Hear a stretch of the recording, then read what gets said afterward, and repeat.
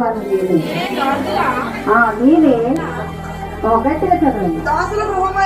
దాసుల గృహమైన ఐగుప్తి దేశంలో నుండి మీరు వెలుగులకి రప్పించుకుని నేను తప్ప వేరొక దేవుడు నీకు ఉండకూడదు. చాలండి. హల్లెలూయా. ప్రార్థన చేసుకుందాం. మహాపరిశుద్ధుడు, మహోగణుడ, సర్వాధికారమైన తండ్రి, ఆశ్చర్యకరుడానికి స్తోత్రములు చెల్లిస్తున్నాం ప్రభువా. ఈ యొక్క సమయంలో ఇదిగో ఈ సమయంలో మమ్మల్ని ఎలా పెట్టుకున్నాం ప్రభువా. ఇదిగో నీ వాక్యం జ్ఞానిస్తూ ఉండగా నా నోటికి నీ తోడైనాయి. నీ పిలువ చాటి నన్ను మరుగుపరిచి ప్రభా. ప్రతి ఒక్కరితో నీవే మాట్లాడండి ప్రభా. మాట్లాడేది నేను కాదు కానీ ప్రభా, ఈ వాక్యాంశాలను బిడ్డలతో మాట్లాడండి ప్రభా. ఈ వాక్యం హృదయం అనే పలక మీద రాసుకోవడానికి సహాయం చేయండి. పరిశుద్ధాత్మదేవ ఈ స్థలంలో నీవుంది ప్రభా. ఇగో నీ వాక్యము ప్రభా ప్రతి హృదయంలో కూడా ఫలించడానికి, అది 30 దంతులు 60 దంతులు 100 దంతులుగా ఫలించడానికి సహాయం చేయమని యేసు పరిశుద్ధ నామంలో అడిగి వేడుకుంటున్నాం తండ్రి. ఆమేన్. హల్లెలూయా. అక్కడ దేవుడు ఇశ్రాయేలు ప్రజలకు దేవుడు ఇచ్చిన ఆజ్ఞలు, మరి 10 ఆజ్ఞలు దేవుడు మరి ఇచ్చారు. ఆ 10 ఆజ్ఞల్లో మొట్టమొదటి మాట ఏంటి అంటే, ఇగో నేను తప్ప వేరొక దేవుడు నీకు ఉండకూడదు. హల్లెలూయా.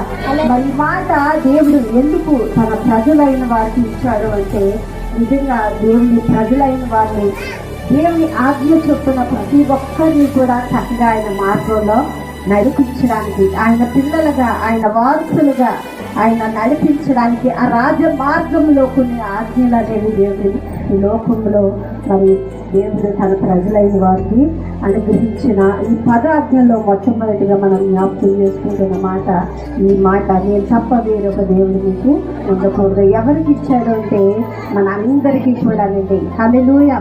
దేవుడు మరి నిజంగా యేసు ప్రభువారు అంటారు కదా, ఇదిగో నీ ధర్మశాస్త్రాన్ని కొట్టివేయడానికి నేను రాలేదు కానీ దాన్ని నెరవేర్చడానికి నేను వచ్చి ఉన్నాను. హల్లెలూయా. అంటే దేవుడు కూడా ధర్మశాస్త్రం కిందనే ఆయన కూడా మరి జీవించి చిన్న వయసు నుంచి కూడా దేవుని ధర్మశాస్త్రంలోంచి ఆయన కూడా తండ్రిని వాక్యానికి విధేయుడై ఎక్కడ కూడా అతని వ్యతిరేకంగా లేదు కానీ ప్రతీది కూడా తండ్రి అయిన దేవునికి లోపడితేనే తన జీవితాన్ని కూడా మన ప్రభు వారి జీవితాన్ని కూడా మనం చూస్తూ ఉన్నాం. హల్లెలూయా. అందుకే మరి ఎలాగ ఈ 10 ఆజ్ఞలు దేవుడు అంటే తన ఏళ్ళుతో రాశారైతే, ఎలా రాశారు? తన ప్రజల కొరకు తన యొక్క ఏళ్ళుతో రాసి తన ప్రజలకు మరి ఇవ్వడానికి దేవుడు ఆయన మరి 40 దినాలు మోసే ఆ కొండ పైన ఉన్నప్పుడు దేవుడు పలికిన తన యొక్క వేళ్ళుతో రాసిన మరి మాటలు ఎంత విలువైనవంటే తన ప్రజలు ఆ మాటలు చొప్పున వారు ఖచ్చితంగా నడవాలని ఆయన తన ప్రజలకు ఇచ్చిన మాటగా మనం చూస్తూ ఉన్నాం. అదే నిర్గమాకాండంలో చూడండి 20వ అధ్యాయంలో 5వ వచనంలో కూడా అంటూ ఉన్నాడు. ఒకరు చదవండి, ఒకరి తర్వాత ఒకరు చదవండి. నీ దేవుడైన యెహోవా నాకు నేను రోషము కలిగిన దేవుడును, నన్ను ద్వేషించు వారి విషయంలో 3-4 తరముల వరకు తండ్రుల దోషము కుమారుల మీదకి రప్పించదును. నన్ను ప్రేమించి నా ఆజ్ఞల గైకొని వారిని 1000 తరముల వరకు కరుణించేవాడనై ఉన్నాను. హల్లెలూయా. చూసారా, ఈరోజు నిజంగా నేను రోషము కలిగిన దేవుడినై ఉన్నాను. నా ఎదుట ఎవరు నిలబడాలన్నా ఆయన ఎదుట మనము ఏ మాత్రము కూడా సరిపోవండి. హల్లెలూయా. ఆయన అంటూ ఉన్నాడు, ఇగో మీరు నా మాట విని నన్ను ప్రేమించిన ఎడలట 1000 తరముల వరకు నేను ఏం చేస్తాను? ఆశీర్వదిస్తాను. నా మాట వినకపోతే ఏం చేస్తాను? మీ తండ్రుల దోషము 4 తరాల వరకు అంటాడు. ఏం చేస్తాడు? వారిపై ఆ శాపాన్ని రప్పిస్తూ ఉంటాడట. హల్లెలూయా. దేవుడు శాపం వేస్తే ఇంక మన జీవితాలు ఏమైపోవాలి? మన బ్రతుకులు ఏమైపోవాలి? కరుణించేవాడే మనపై శపిస్తే మన జీవితాలు ఎందుకు కూడా ఏమో పనికిరాని వ్యక్తులుగా మార్చబడతాం. హల్లెలూయా. అందుకే అంటున్నాడు, ఇగో నా ఆజ్ఞలను మీరు ఏం చేయండి? గైకొనండి. మీరు వాటిని నేర్చుకోండి. వాటి ప్రకారంగా మీరు ఏం చేయండి అంటే మీరు జీవించడమే కాదు, మీ కుటుంబాల్లో మీ పిల్లల సేవకులు ఏం చేయాలంటే వాటిని వివరించండి. హల్లెలూయా. వాటిని వివరించడం వల్ల ఏం చేస్తారంటే ఈ పిల్లలు కూడా దేవుడైన యెహోవా ఆజ్ఞలు పట్టుకునంట వారు కూడా జీవించడానికి ఇష్టపడుతూ ఉంటారంట. హల్లెలూయా. మరి నిజంగా నీ యొక్క వంశంలోంచి వచ్చిన ఆ బిడ్డ ద్వారా నిజంగా నీ ద్వారా వచ్చిన ఆశీర్వాదం ఎక్కడికి అంటే 1000 తరాలకి తీసుకుని వెళ్తుందంట. హల్లెలూయా. ఎంత గొప్ప ఆశీర్వాదం వచ్చేయండి. ఈరోజు నిజంగా మన పిల్లలకు శాపం తీసుకుని వచ్చేవారుగా మనం ఉన్నామా? దేవుని యొక్క మాట విధేయత కలిగి ఆశీర్వాదాన్ని మనం తీసుకుని వచ్చేవారుగా మనం ఉండాము. ఈరోజు మనం గ్రహించుకునేవారుగా ఉన్నాం. హల్లెలూయా. ఈరోజు దేవుని మాట వింటే మన తరతరాలుగా కూడా దేవుడు ఏం చేస్తానంటాడంటే నేను ఆశీర్వదిస్తానని వాగ్దానం చేస్తూ ఉన్నారు. హల్లెలూయా. ఒకరోజు ఒక తల్లి అనుకుందంట తన కుమారుడు ఆమె చాలా విధేయత కలిగిన బిడ్డండి, దేవుని యందు భయభక్తులు కలిగిన వ్యక్తి. అయితే తన కుమారుని అనుకుందంట ఎలాగైనా నా బిడ్డను ఆత్మీయంగా నడిపించాలి, దేవుని సన్నిధికి తీసుకురావాలని. ఆ కుమారుడి కట్ట ప్రతిరోజు దేవుని కొరకు వివరిస్తూ ఉండేదట. ఏమనంటే నాన్న దేవుని సన్నిధికి రారా అంటే ఆ కుమారుడు అనేవాడట ఎప్పుడు ఇదే సోద నాకు చెప్తా ఉన్నావు, నా చెవులు ఆ మాటలు అసలు పలకవద్దు, దేవుని గురించి నాకు అసలు చెప్పవద్దు అనేవాడట. అయినప్పటికీ తన తల్లి ఆశ ఏంటంటే మందిరానికి నడిపించబడాలి, దేవుని జీవము కలిగిన మాట నా కుమారుడు కూడా వినాలని ఆశతో ప్రతి దినము కూడా ఆ బిడ్డ ఇసుక్కున్నప్పుడు కూడా మరలా చెప్తానే వచ్చేదటండి. ఒకరోజు ఆ కుమారుడికి దిష్టి చెంది ఎక్కడికి వెళ్ళిపోయాడంటే తన చదువుని విడిచిపెట్టట ఒక ట్రైన్ ఎక్కి దూరంగా వెళ్ళిపోవడం ఈ మాటలు నేను రోజు వెళ్ళలేకపోతూ ఉన్నానని ట్రైన్ ఎక్కి వెళ్తూ ఉన్నప్పుడు ఆ ట్రైన్లో కూర్చున్నాడట. కోపంతో వెళ్తాడు. కూర్చుంటే ఇక్కడ ఎవరిని వచ్చి బైబిల్ పట్టుకున్న అందులో కూడా చదువుతూ ఉంది. దేవుని కొరకు అంతా వారు చెప్పుకుంటూ ఉన్నప్పుడు వారి పక్కన అంతా కూర్చుని ఇక్కడికి వచ్చినా కూడా ఇది యొక్క సోదా పోలేదు. ఆయన ఏం చేశాడంటే మరలా వేరే స్టేషన్ వచ్చిన తర్వాత దిగి వెళ్ళిపోయాడట. వెళ్ళిపోయిన తర్వాత మరలా వేరే చోటకి వెళ్ళి మరి ఉన్నప్పుడు అక్కడ దేవుని కొరకు వినిపిస్తూ ఉన్నాయి. అప్పుడు అనుకున్నాడట నేను ఎక్కడికి వచ్చినా కూడా నా చెవులకి ఆ మాటలే వినిపిస్తూ ఉన్నాయి, ఈ మాటలు వినిపించిన స్థలానికి ఎక్కడికైనా నేను వెళ్ళిపోవాలనుకున్నాడట. అయితే ఏం వెతుక్కున్నాడు తెలుసండి? బారు ఎత్తుక్కున్నాడట. అంటే ఇక్కడ ఏముంటుందండి? దేవుని సహవాసం ఉండదు, దేవుని యొక్క మాటలు ఉండవు. కానీ ఏముంటుంది? బాగా తాగేవారి మధ్యన ఇంకా దేవుని వాక్యం ఉండగలదు. అక్కడికి వెళ్ళి ఒక అతన్ని అడుగుతూ ఉన్నాడట. అందులో ఇగో యేసు ప్రభు కొరకు చెప్పని వారు క్రైస్తవులు లేని చోటు నాకు చెప్పండి అన్నాడట. ఒక అతను అప్పుడు అన్నాడంటే ఏమనంటే ఉన్నదయ్యా ఒక చోటు, ఆ చోటు పేరు ఏంటో అంటే నరకము అని చెప్పాడట. ఏం పేరుంది? నరకం. అంటే ఇంకా క్రైస్తవులు అనేవారు అక్కడ నివసించు, నువ్వెళ్ళు ఖచ్చితంగా అందులో అనగానే అతను హృదయం అంట చాలా బాధ కలిగిందంట. హల్లెలూయా. అప్పుడు బుద్ధి తెచ్చుకుని ఏం చేశాడంటే మరలా తన తల్లి దగ్గరికి వచ్చాడట. హల్లెలూయా. తల్లి దగ్గరికి వచ్చి దేవుని మాట్లాడి దేవుని సన్నిధికి వెళ్ళడం ప్రారంభించాడట. హల్లెలూయా. ఈరోజు మన కుటుంబాల్లో కూడా ఇలాంటి వారు ఉన్నారు కదండి. దేవుని మాటలు చెప్తే నువ్వు అత్తపాలు నా దగ్గర చెప్పవద్దు అనేవారు కూడా మన కుటుంబాల్లో ఎవరో కాదు. మన పిల్లలే కొన్ని సార్లు అంటారు, మన భర్తే కొన్ని సార్లు అంటారు, మన బంధువులే కొన్ని సార్లు మనకి వ్యతిరేకంగా అంటూ ఉంటారు. కానీ ఒక్కసారి నువ్వు విసుగుపోకూడదు. హల్లెలూయా. నువ్వు మాటలు చెబుతూనే ఉండాలి. హల్లెలూయా. ఏదో ఒక రోజు ఖచ్చితంగా దేవుని వాక్యం వారిలో ఫలిస్తుంది. మొదట విసుక్కున్నప్పటికీ, రెండోసారి విసుక్కున్నప్పటికీ, కొద్ది రోజులకైనా ఖచ్చితంగా వాళ్ళకి మార్పు దేవుడు తీసుకొస్తాడు. హల్లెలూయా. ఈరోజు నిజంగా ఆ తల్లి తన కుమారుని ఏం చేయగలిగిందంటే రక్షించగలిగింది. హల్లెలూయా. ఈరోజు కూడా దేవుడు చెప్తున్న మాటలేంటో తెలుసా?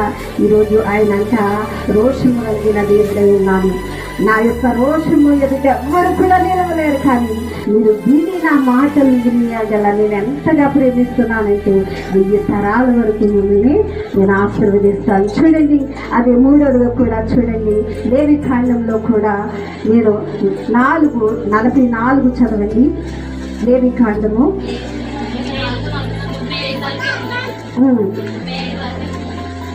చూడండి.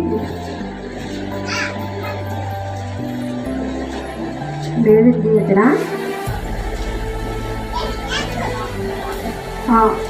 చూడండి, ద్వితీయోపదేశకాండము 29:5 చదవండి ఒకసారి.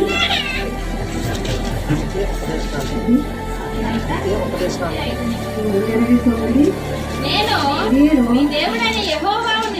నేను నీ దేవుడైన యెహోవాను అని మీరు తెలుసుకున్నట్లు 40 సంవత్సరములు అరణ్యంలో నడిపించి నీ బట్టలు నీ ఒంటి మీద పాతగిల్లిపోలేదు, నీ చెప్పులు మీ కాళ్ళను పాతగిల్లిపోలేదు. మీరు ద్రాక్షారసమే గాని మద్యమే గాని త్రాగలేదని యెహోవా సెలవిచ్చుచున్నాడు. చాలండి, హల్లెలూయా. నేను మీ దేవుడైన యెహోవా. మరి 40 సంవత్సరాలంట ఆ యొక్క దాసీ గృహం నుంచి ఎవరండి? మరి పరో ఒక చేతుల్లోంచి బానిసత్వంలోంచి అంట ఎక్కడికంటే స్వాప్ చేయడానికి తన ప్రజలకు మంచి ప్రదేశానికి ఎన్ని రోజులు చేరాలండి? దేవుడు 40 దినాల్లో మరి వెళ్ళవలసింది ఎన్ని సంవత్సరాలు చేరారు? అక్కడ మీరు చదివారు కదా, ఎన్ని సంవత్సరాలు? 40 దినాల్లో చేరవలసిన వారు 40 సంవత్సరాలు పట్టింది. హల్లెలూయా. ఎందుకని పట్టింది చెప్పండి? దేవుడి మాట వారు మాటికి నంట దేవుడిపై చిరాకు పడుతూ వచ్చేవారంట. హల్లెలూయా. ఎందుకనంటే నాకు తినడానికి ఆహారం లేదు ప్రభువా. మన కుటుంబాల్లో కూడా ఈ ఆర్థికమైన పరిస్థితులు మనల్ని కూడా ఇలాగే చాలా సార్లు ఏం చేస్తూ ఉంటాయి, కృంగదీస్తూ ఉంటాయి. మన కుటుంబాల్లో కూడా అప్పులనే సమస్యలు, రోగం అనే సమస్య, ఇవన్నీ కూడా మనల్ని ఏం చేస్తామంటే కృంగదీసేస్తూ ఉంటాయి ఒక్కొక్కసారి. హల్లెలూయా. దేవుని ఆత్మీయంగా వెతికే సమయంలో, దేవుని ఆశీర్వాదములు పొందుకునే సమయంలో ఇవన్నీ అడ్డుగా వచ్చినప్పుడు మనలో ఏం కలుగుతుందో తెలుసా? నిరాశ అనేది వచ్చేస్తూ ఉంటుంది. హల్లెలూయా. ఎంత ప్రార్థన చేసినా నాకు వెంటనే జవాబు లేదు. నిరాశ వస్తే చింత అనేది వచ్చేస్తుంది. హల్లెలూయా. ఆ చింత వస్తే ఇంకేం చేయలేమండి, ఏ పని మీద మనకి ఉండదు. మన ఆలోచన అంతా కూడా దాని మీదే తిరుగుతూ ఉంటుంది. మరి మన ఆలోచన అంతా కూడా అందు మీదే పని చేస్తూ ఉంటుంది. అందుకేనంట మన చింత యావత్తు ఎవరి మీద వేయాలట?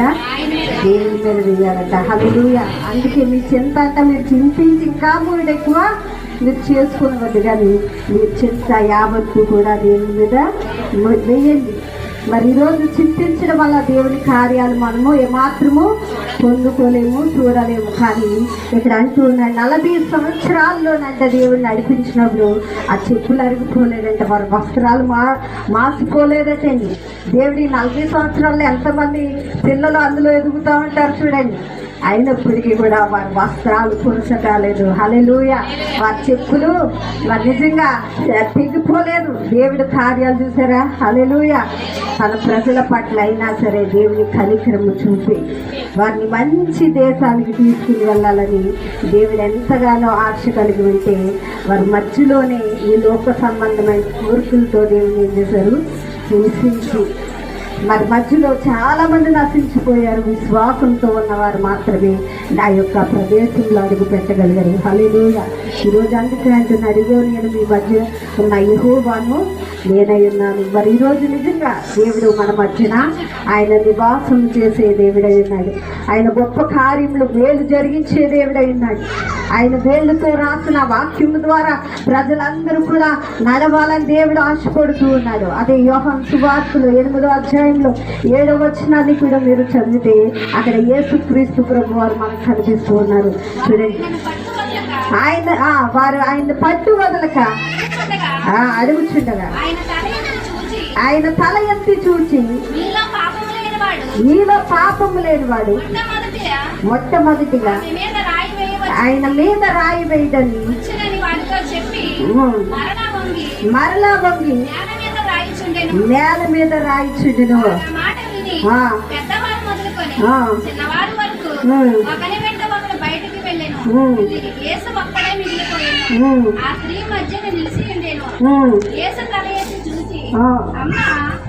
ఎక్కడ ఉన్నారు వారు ఎవరు నిన్ను శిక్షింపలేదా అని అడిగినప్పుడు ఆమె లేదు ప్రభువా నేను చాలండి. హల్లెలూయా. చూసారా, రెండవ అధికారం ఎవరికి ఉందండి? ప్రభువుకి మాత్రమే ఉన్నది. హల్లెలూయా. దేవుని కుమారుడిగా ఆ రెండోదిగా ఎవరు రాస్తున్నారు? ఏసుకి యేసు క్రీస్తు ప్రభు వారు రాస్తున్నారు. మొదట తండ్రి ఏలు పెట్టి తన యొక్క మరి ఆ పిల్లలైన వారు అందరికీ కూడా ఆజ్ఞలు అనేవి మరి రాశారు. ఇక్కడ యేసు ప్రభు వారు రెండోదిగా మనం చూస్తే భూమి మీద రాస్తూ ఉన్నారట. ఏం రాస్తూ ఉన్నారంటే అక్కడ తీర్పు. మరి ఎవరైతే ఒక పాపం కలిగిన స్త్రీని తీసుకుని వచ్చారు, ఏమనంటే ఇంకో నీ ధర్మశాస్త్రం నువ్వు కూడా పాటిస్తున్నావు కదా ప్రభు, ఏం తీర్పు తీర్దామో చూద్దామని ఆయన దగ్గరికి తీసుకుని వచ్చారు. హల్లెలూయా.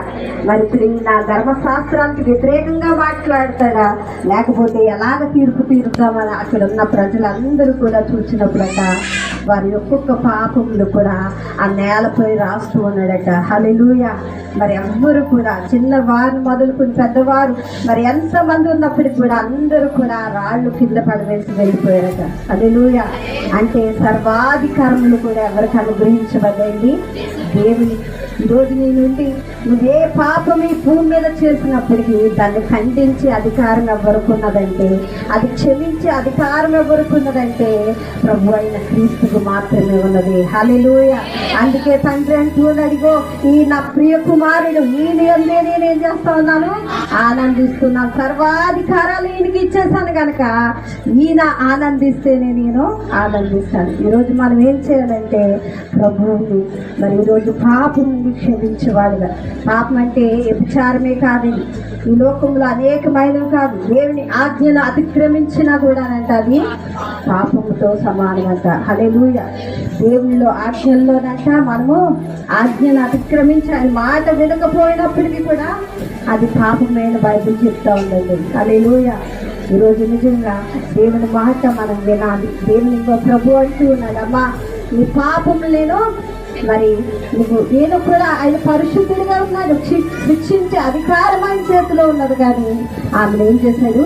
ప్రేమ కలిగి ఎప్పుడు ఇలాంటి పాపం నువ్వు చేయవద్దు అని చెప్పినప్పుడు ఆమె సంతోషంగా తిరిగి వెళ్ళిందండి. హల్లెలూయా. దేవుని మహిమపరిచించాలి. ఈరోజు నిజంగా మనుషులు మన పాపాలు క్షమించరు. మనుషులు ఏదైనా మనుషుల దృష్టిలో ఎంత తప్పు చేస్తే మళ్ళీ ఎన్నిసార్లు పొడుస్తూ ఉంటారు తెలుసండి? కాకుల్లా పొడుస్తూ ఉంటాం. కాకులు చూడండి ఏం చేస్తాయి? మన యొక్క బంధువులంట రాబంధులే ఉంటారంట. మనకి ఆపత్కాలంలో వారి సహాయము చెయ్యరు కానీ మనల్ని చెప్పి పొడిచేవారుగా మనల్ని ఉంటారట. హల్లెలూయా. అంటే ఈరోజు నిజంగా ప్రజలు కూడా అనేక మంది కాకుల్లో మనల్ని కూడా ఏం చేస్తూ ఉంటారో కొన్ని చెడ్డగా కనిపిస్తాయి పదే పదే. కానీ నీ దేవుడే నీకు సెలవిస్తున్నమాట, ఈ లోకంలో పాపము క్షమించబడును, నాకు సర్వాధికారము నాకు ఉన్నాయి కనుక ఆయన నామములో మాత్రమే ప్రభువుకు మాత్రమే అధికారం ఉన్నది. ఆ పాపము కలిగిన స్త్రీకట ఏం చేశాడు? ప్రభు క్షమించి ఆమెను విడిచిపెట్టాడట. హల్లెలూయా.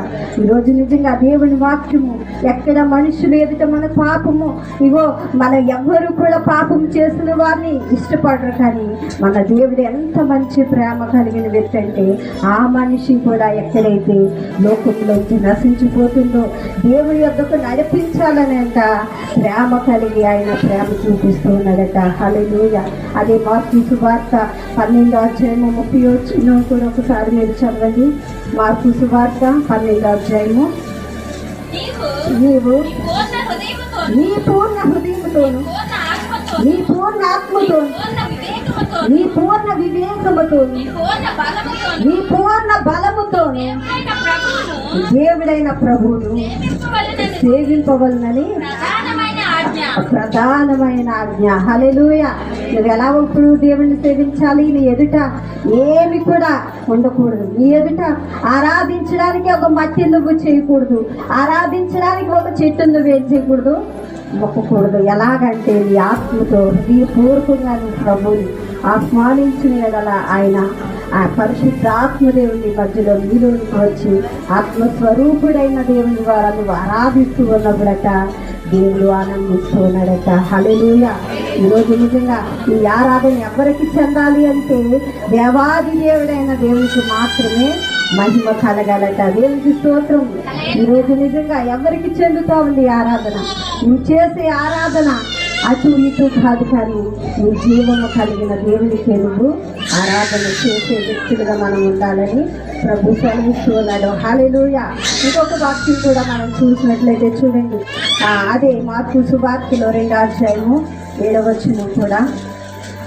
మార్కు సువార్త 2వ అధ్యాయం.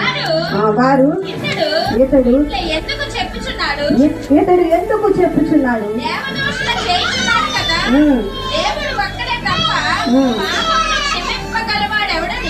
తమ హృదయములో ఆలోచించుకొనిరి. వారు తమలో తాము ఇలాగ ఆలోచించుకొనుట యేసు వెంటనే తన ఆత్మతో తెలుసుకొని, మీలాంటి సంగతులు మీ హృదయములో ఎందుకు ఆలోచించుచున్నారు?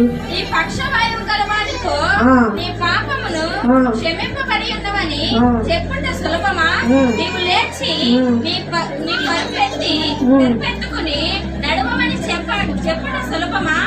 అయితే పాపమును క్షమించుటకు భూమి మీద మనిషి కుమారుడికి అధికారం కలదని మీరు తెలుసుకొనవలనని మీతో చెప్పి చాలండి. హల్లెలూయా.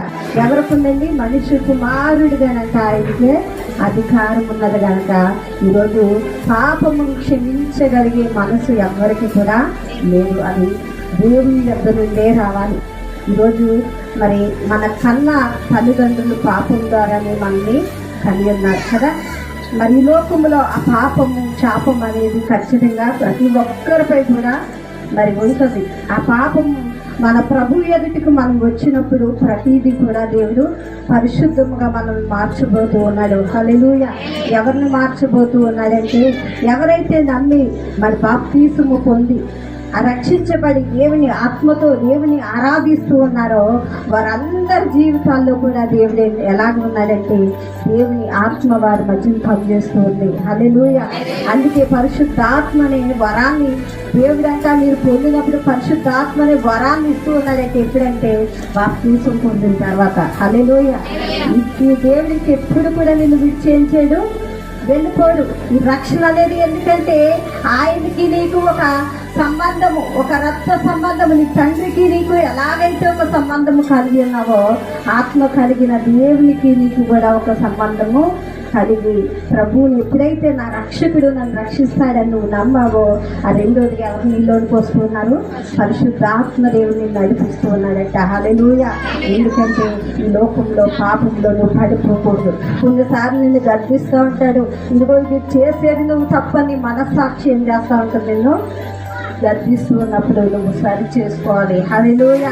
నువ్వు సరి చేసుకుని దేవుని యొక్క ఆజ్ఞకు నువ్వు లోబడినట్లయితే నువ్వు రక్షించబడతావు. దేవుని వాక్యం సెలవిస్తోంది. హల్లెలూయా.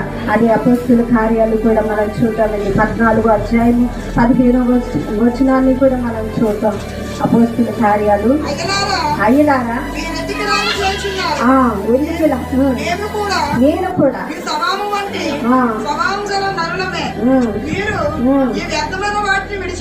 వ్యర్థమైన వాటిని విడిచిపెట్టి ఆకాశమును భూమిని సముద్రమును వాటిలోనున్న సమస్తమును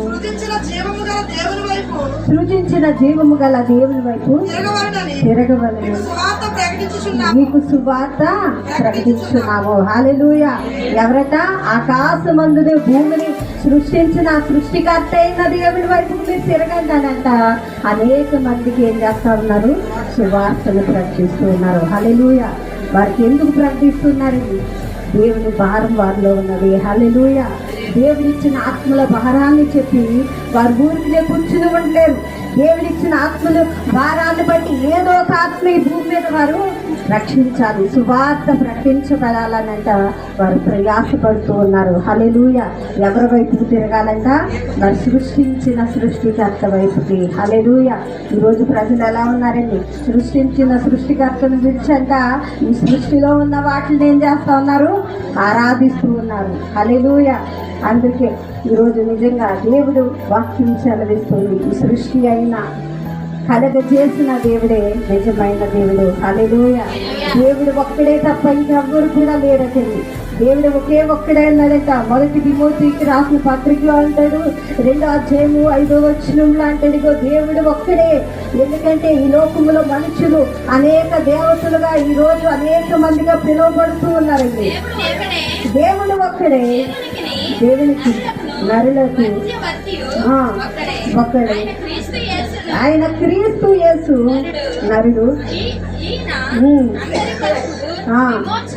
విమోచన ప్రయోజనముగా తానే తనకు తానే సమర్పించుకొనెను. వీరిని కూర్చిన ఆ. సాక్ష్యము ఆ.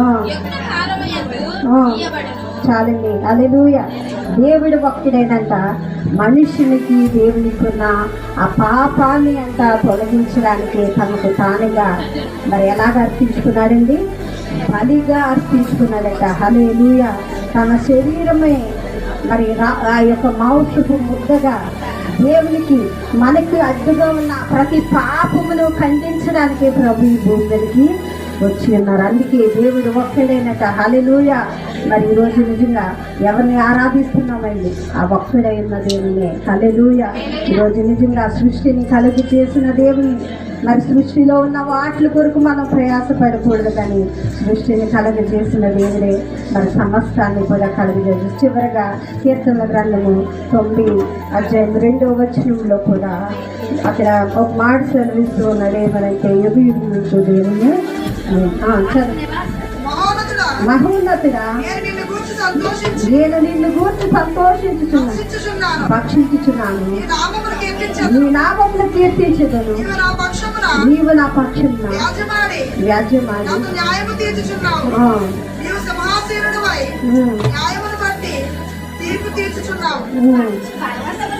చూడండి. కీర్తనలు 92:2 నుంచి యుగయుగములకు యుగయుగములకు నీవే దేవుడు. హల్లెలూయా. చూడండి, యుగయుగములు అంటే యుగాలు గడుస్తున్నప్పుడు కూడా ఆయనే దేవుడై ఉన్నాడట. హల్లెలూయా.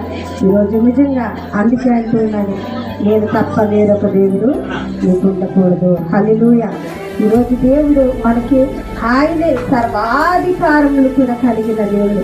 తన ప్రజలకు మొట్టమొదటిగా మాటగా మరి చెప్తున్న మాట ఏంటంటే 10 ఆజ్ఞల్లోనే తప్ప వేరొక దేవుడు మీరు ఏం చేయకూడదు? పూజించకూడదు. బైబిల్ చెప్తా ఉంది, వేరొకరు మీరు అనుసరింపకూడదు, నమస్కరించకూడదు. దేవుడు అంటూ ఉన్నాడు. ఇందాక మీరు కీర్తనలో చదువుతూ ఉంటే వారంతా విగ్రహారాధన చేసుకున్నప్పుడు దేవుడి కంటే ఎలాంటి కోపం వచ్చిందంటే వారిపై చాలా కోపం వచ్చిందంట. మీరు ఇందాక కీర్తన ఆ భాగము చదువుతూ ఉంటే నాకు ఒక మాట అక్కడ చూడండి. ఇందాక ఎన్నో వచ్చినామండి? 78వ కీర్తన 53 చూడండి.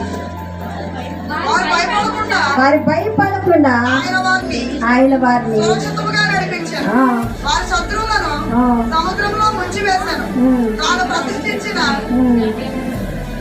ఇందాక చదివేనండి. అది ఏంటంటే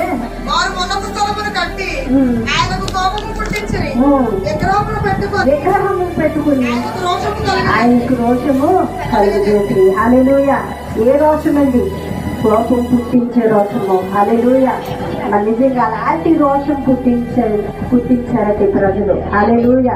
మరి నిజంగా దేవుడు వద్దన్నదే చేసి చాలా మంది దేవుని కోపానికి గురయ్యే వారిని కూడా మనం చూస్తూ ఉన్నాం. హల్లెలూయా.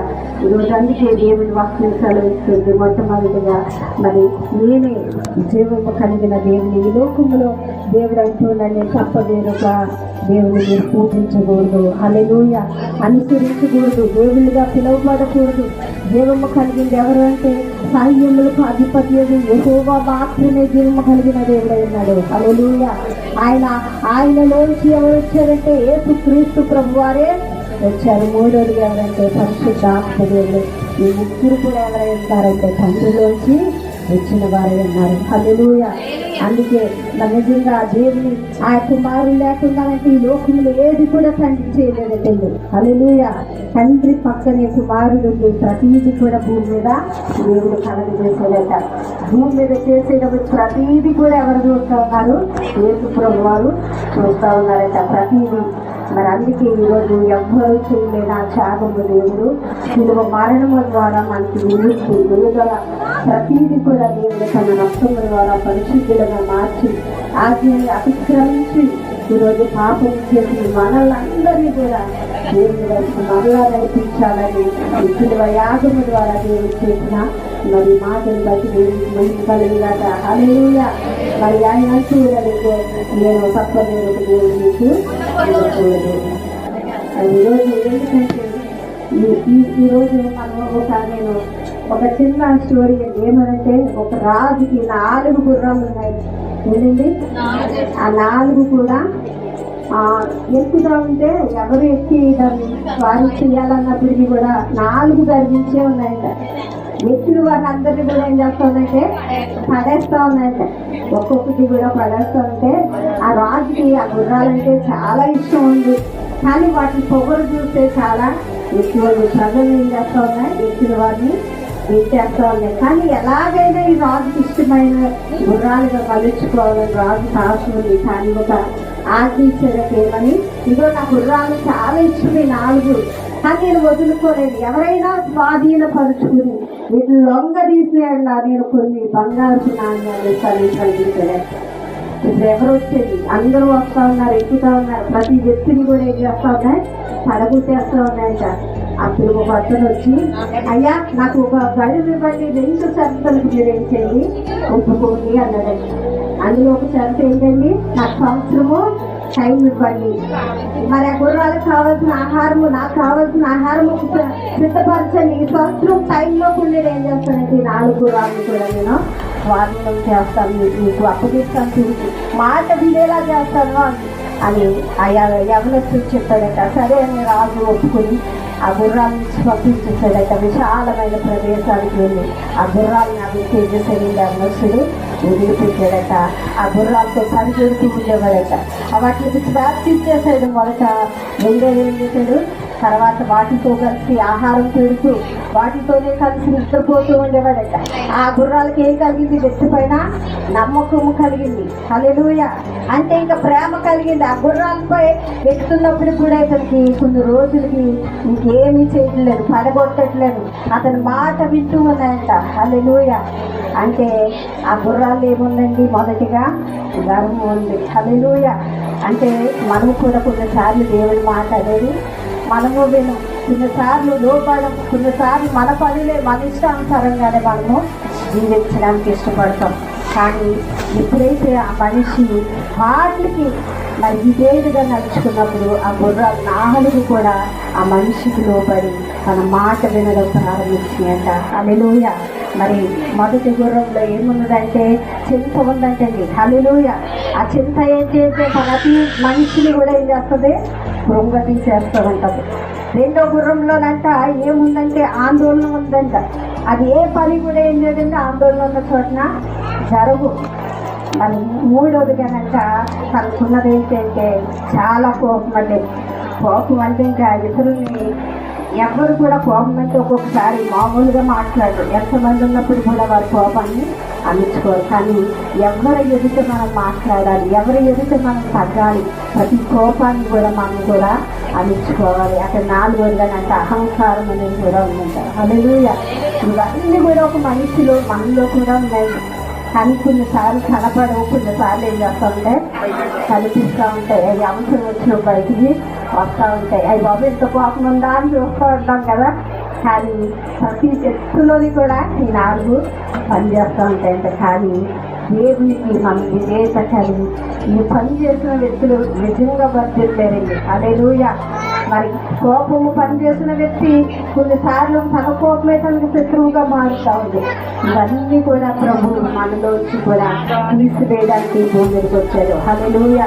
ఈరోజు మీలో ఏలుబడి చేస్తున్న కోపాన్ని, ఆ ద్వేషాన్ని, ఆ సూర్యని ఏదైతే దేవునికి అసహ్యకరంగా ఉందో అవన్నీ కూడా తొలగించి దీనత్వము కలిగి ఎలాగైతే ప్రభు తాను తగ్గించుకుని తాను ఎలాగైతే ఇతరులకు మరి తన జీవితాన్ని మాదిరికరంగా జీవించి ఈ లోకంలో తన జీవితాన్ని మన అందరికీ చూపించి నిత్యునిగా తనకు తానంతా సమర్పించుకున్న వ్యక్తిగా మనం చూస్తూ ఉన్నాం. హల్లెలూయా.